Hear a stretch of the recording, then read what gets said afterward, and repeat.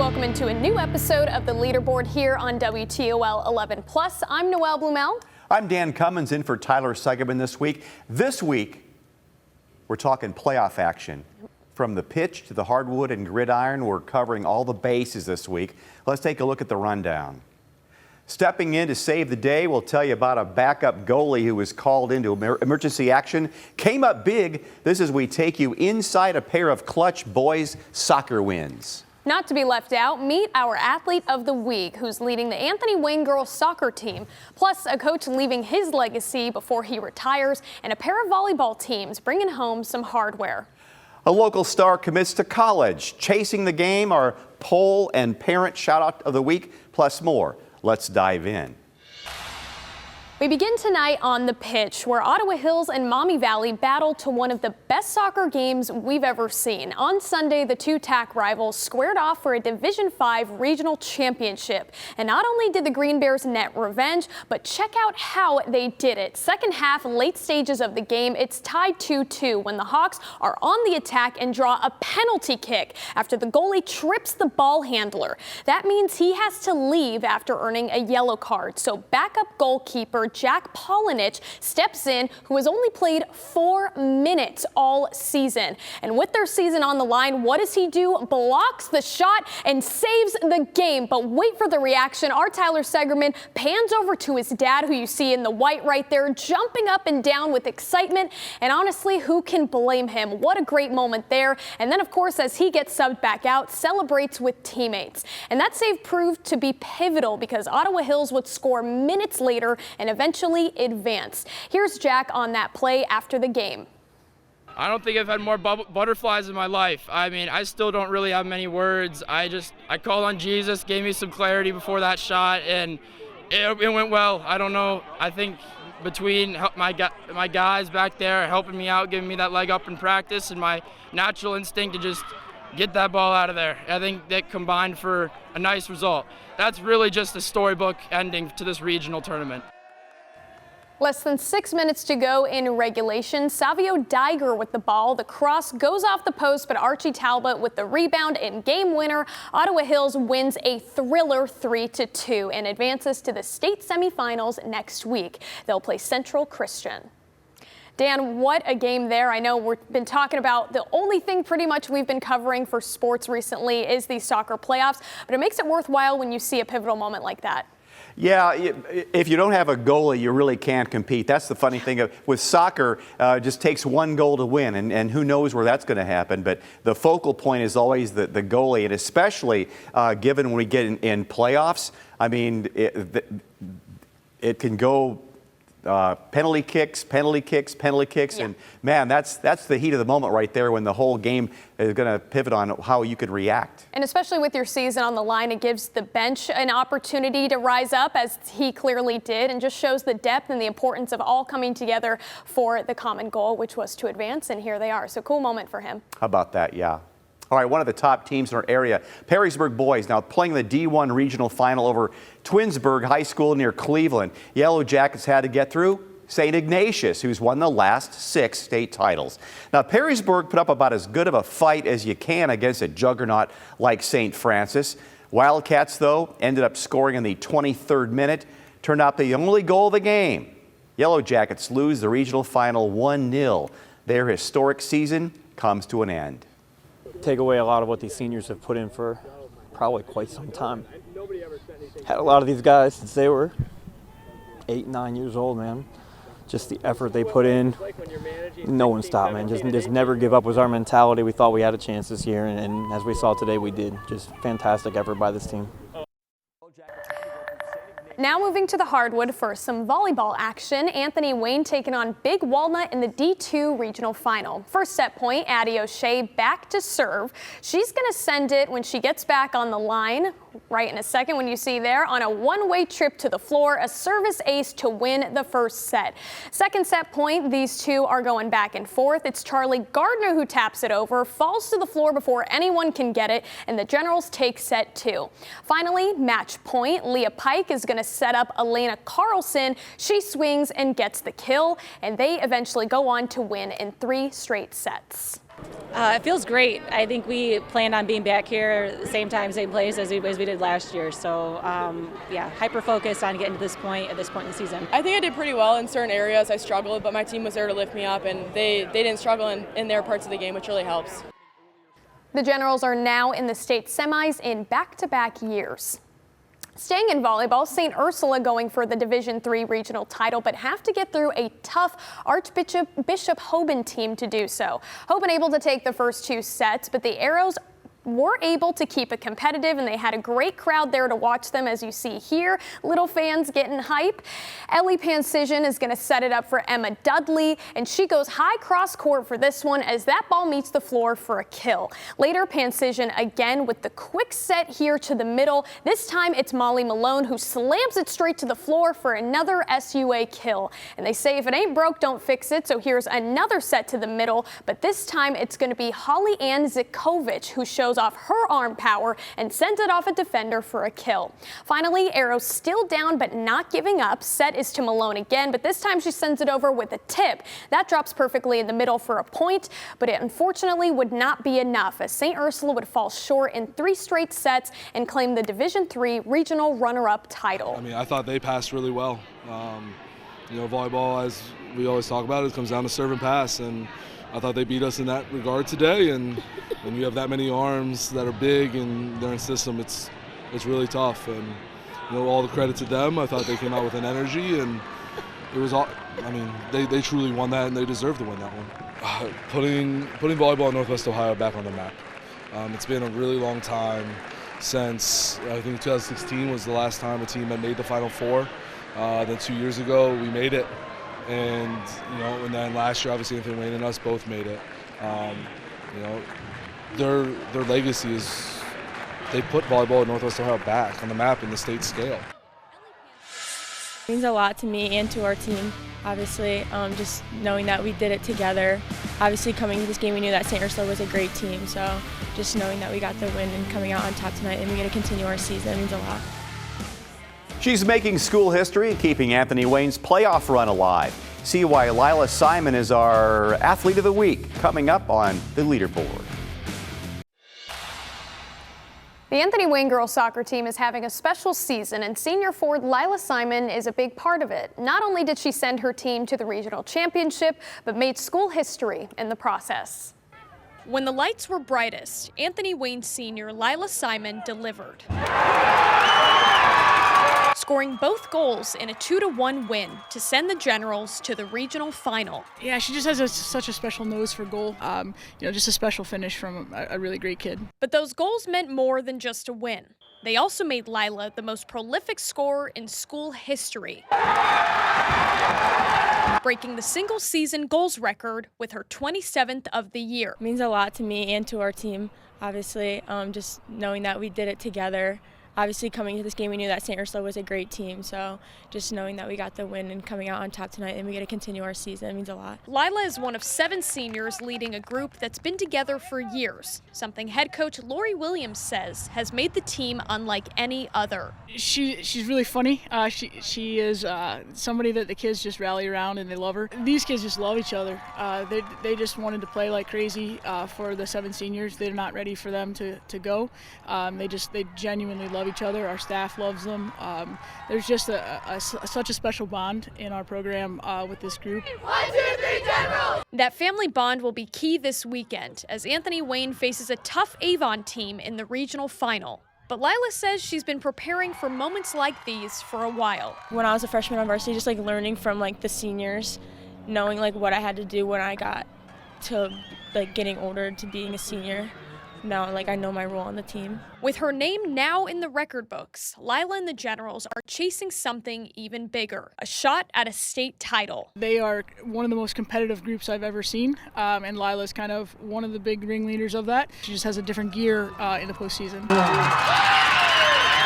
That celebration at the end that you saw the bench, storming the field, they were just as excited as if they scored the goal themselves, and that's because of what she means to them, and I think that's a testament to who she is.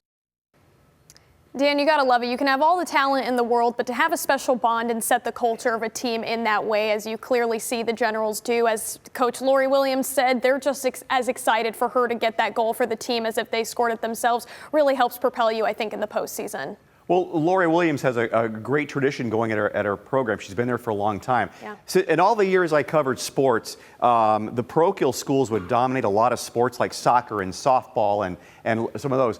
But now, in the last 10, 12, 15 years, the Northviews, Southviews, Perrysburgs, a lot of Anthony Wayne's, their programs have been lifted up, whether it's soccer and also softball, things like that, girls' sports. Now they're just as competitive as ever. So it's raised the water level here. All the boats go higher, and now the Northern Lakes League schools and all the parochial schools all compete on the national or on the state scale. And it's nice to see have a chance of winning state titles year after year. Definitely, and it helps when you have that familiarity. As you mentioned, Lori's been there for so long. She's in her 22nd season, so it'll be cool if they're able to get a state title this season.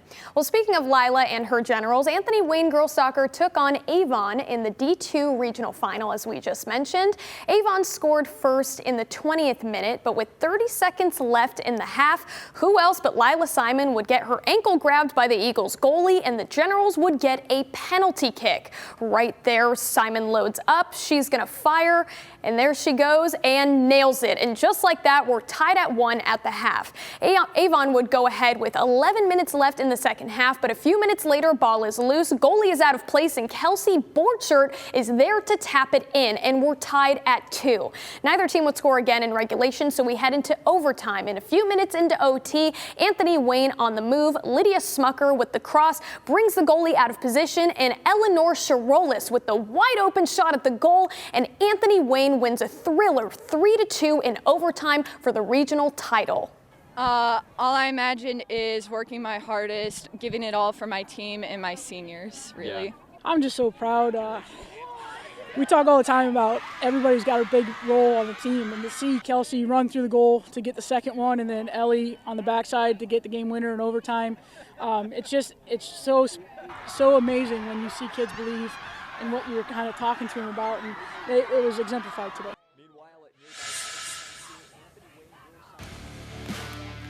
A big-time local recruit makes a college choice. It's a powerhouse program close to home. We'll tell you where this Liberty Center star is heading coming up on the Leaderboard.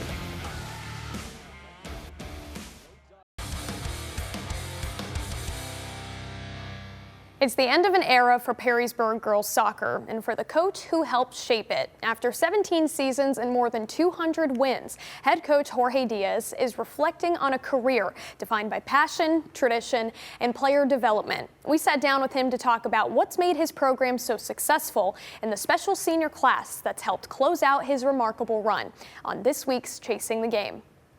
It's 17 seasons, I think, right, yes, at Perrysburg. Over 220 wins. I mean, it's been terrific, your career. How do you think that you did that? I know that's such a loaded question, but how do you think you were so successful at what you've done the last decade and a half, 2 decades? Well, I think it all starts with, I'm a very passionate person, and maybe I was not the prototypical coach when I started, because I was very intense and very, I wanted to pass on some of the lessons that I learned playing football and in the drills that we applied during, soccer practice with the kids. And that has translated into establishing just certain things that we do every single year since I've been there. And some of the success that we have with those activities will continue, and some of the things that we don't really, think too much of it, we drop them by. But for the most part, the program that Maddie Williams played, and Jerry Szynski and Josie Fowler, all those players, they all have done some similar things over the course of the season. Yeah, and you guys have had a really talented senior class that has been really impactful for you guys the last few years. Camille Francis, Emma Ogdahl, so many people like that. What is it like having the senior class that has been so talented for you guys? A couple of first-team All-Ohio kids, just really talented senior class. Well, for me personally, they were the very first kids that I coached at GTFC, that they were U7, U8. Right now the only junior in that class is Lauren McConaughey.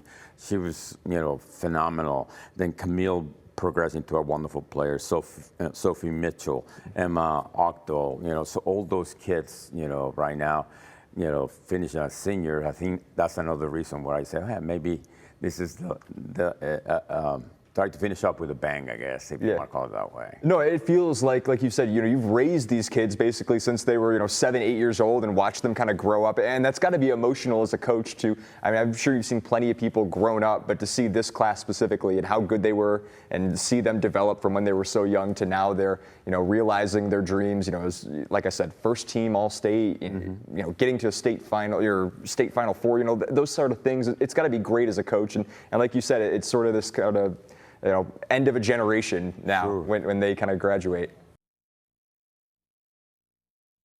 Speaking of Jorge and his Yellow Jackets, Perrysburg making the trip to Norwalk, looking to punch their ticket to another Final Four with a regional final win. First half, Camille Francis. As Perrysburg has the ball, we'll get it to Sophie Mitchell, who sends it up. It's toward the middle, and Eliza Bird is there to finish. Scores the first goal of the game using her right foot. Usually she's a lefty. Later, Strongsville with a free kick. That ball is up. Attempts to go in by the header. Tori Trzynski says no. Lays out to block the goal with her hands. Then right after that, with her face. She'd be okay, though, but what great defense to keep the Mustangs scoreless right there. Later in the half, Jackets looking to build momentum on the break. Francis does just that, kicks it right past the goalie, doubles the score. They'd lead 2-0 at the break. Finally, second half, Perrysburg up 3-0 now. They're still on the attack. Francis gets it to Mitchell, knocks it right in there, low to the right corner, give Jackets another goal. I'm going to be retired and try to go all the way to the top. My team played excellent. I knew it was going to be a tough game, but we just, put it to them. And I'm very happy for them. And we're this close to get to Columbus, but we're a state, so that's the first chapter, I guess. Right now we're celebrating our win and getting ready for the next one. At practice, we're going to be strong, compete, and make sure we're competitive so we're ready for our next big game. I think we've worked so hard the entire season. I'm proud of all my teammates. I mean, everyone pushes each other every day, and I think we're getting the results that we want. I think we're definitely really motivated because we want to go farther than we did last year, and it's a good motivation. And Dan, Jorge means so much to our sports department here. Such a great guy, obviously a great coach. I was there at that game in Norwalk when they took down Strongsville, and that was super exciting. They were able to make it back to the state semis, but unfortunately that game already playing out. They fell short just again 6-2 to Upper Arlington. So, even though they weren't able to make that state championship appearance on his last year, still so much to be proud of as he has set the standard for Perrysburg girls soccer and put them on the map not only in Northwest Ohio, but in the entire state. You probably notice this too, but if I would go over some maybe the top 5 or top 10 of coaches I've enjoyed dealing with over the long years, and you a shorter amount of time, but he would definitely be in the list. You just enjoy to talk to. He'll ask you how you're doing. We can shoot the breeze, talk about life a little bit at practice. He just enjoys being around the kids, being around the media, and was very welcoming anytime you want to come out and talk about his program. Yeah, his legacy will live on for a very long time. Noel, thanks. In local high school football, some huge recruiting news out of Liberty Center this week. 4-star offensive lineman Kellen Weimer has committed to The Ohio State University. Weimer took a visit to Columbus for that Penn State game and shortly afterward made the decision to become a Buckeye. Weimer is one of the top prospects in the state, chose OSU over offers from Michigan, Notre Dame, and Indiana, to name a few. Now, he's just a junior, says the commitment allows him to focus on a state title run with Liberty Center next year. Every time I got there, it felt like it just got better every time, and it just the connection kept growing and growing, and Coach Bowen, just the interest from all the staff, it just was phenomenal, the love I felt, and I mean, I knew then and there that was the place I wanted to be. I'm ecstatic, honestly. It's a blessing for me and my family, And Liberty Center, I mean, this is a huge community, great football community, and I know you know that. And, to do this for my community and for my teammates, it's an honor. Weimer is next at a line of Northwest Ohio guys to play on the O-line at Ohio State. Findlay's Luke Montgomery, Whitmer's Carter Lowe already on the roster. Looking forward to seeing them all in action next season. But in other news, hockey is back, and so is the Hunger. The Walleye are rolling out a brand new lineup at the Huntington Center. But which new dish are fans most excited to try? We'll dig in coming up.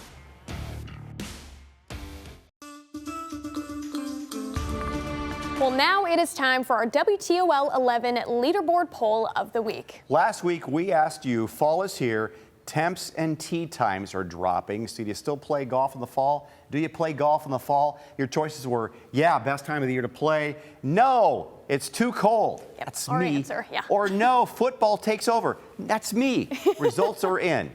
The winner was no, because football is on, getting 50% of the vote. In second place was yes, I still play golf in the fall, while no, because it's too cold, got less than 10% of the votes. That makes sense. All you Midwesterners are used to that. Man, I don't. Except you. I love being outside in the summertime to play golf. Yeah, Let me repeat that. I love playing golf in the summertime. Highlight summertime. I kind of use a rule of thumb. If it's below 70, no way am I going to play any golf at all. I have violated that a few times. Okay, you got it. But yeah, if it's really chilly, not going to do it. And that goes for rain too. I agree. It's got to be fun, right? Yeah, no fun in the rain. No. No. That brings us to this week's poll question of the week. The walleye are officially back in the pond, and there's a fresh lineup of food at the Huntington Center. Now, our question this week is, which of these new Toledo walleye food options are you most excited to try this season? Oh man, well your options are birria fries, a muffluetta wrap. How do you say that? Muffluetta wrap, the beef tallow melt burger, chicken sliders and fries, or the birthday cake sundae. I'm gonna have to go, as a Southern Californian, birria tacos, that meat, there's nothing like it. To vote, and because I can't pronounce any of the others, to vote, simply scan the QR code on your screen right now or head to WTOL11.com and head to the sports section. As always, we'll be back here next week to break down the results.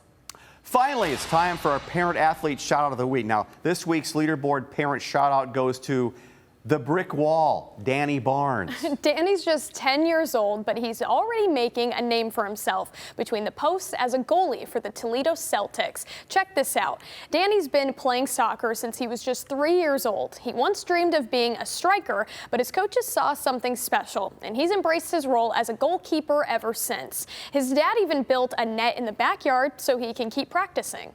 Says he loves soccer because it's a really fun team-building sport. And when it comes to being a goalie, Danny says the best part is facing the challenge of the other team's best shot.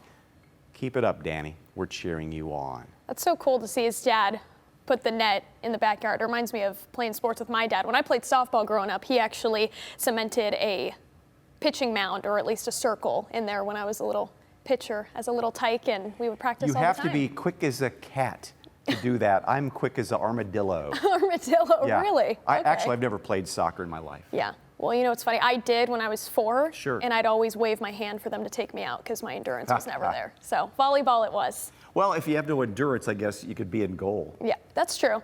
That's what I would ask to play. I'm like, sub me out, put me in the net. Jeez. Yeah. Hey, do you have a young athlete in your life? We want you to show them off. Send us your best photos and videos. Your submissions could be featured in the WTOL 11 sports specials and across our social media platforms. All you have to do is text us your highlights and be sure to include your name, your star's name, hometown. That number is 419-248-1100, or you can email us at sports@WTOL.com. Finally, this week, a huge accomplishment for some young local athletes. The Oregon Lady Eagles girls flag football teams are heading to nationals. Both the 12 and under and 14 and under squads went a perfect 6-0 to win their regional NFL flag championships. Check this out. They'll now represent the Indianapolis Colts at the 2026 NFL Flag National Championships. The team started through the Oregon Recreation Department and have quickly become one of the top girls flag programs in the Midwest. They're not just winning games, though. They're inspiring younger girls in our area to believe football can be their sport, too. You know what's great about this? Flag football is getting more popular all the time. They're going to have it in the Olympics this year. Yeah. And what's really cool about it, you're getting girls involved. I mean, women have been sports fans for a long time. They have been NFL fans, football fans for a long time. High school, college, pros, women and men, they both equally love football. Why wouldn't they want to play? I know, especially on a national stage like this, and to be able to do it in a sport like flag football. I think it's great. I always wonder if I would have played if it was available when I was younger, and I think I would have given it a shot, as long as there wasn't too much running. Well, you got to be quick. You got to be quick to play flag football, that's for sure. Well, that's going to do it for another episode of the Leaderboard here on WTOL 11+. I'm Dan Cummins. And I'm Noelle Blumel. And from our entire WTOL 11 Leaderboard team, we'll see you next game.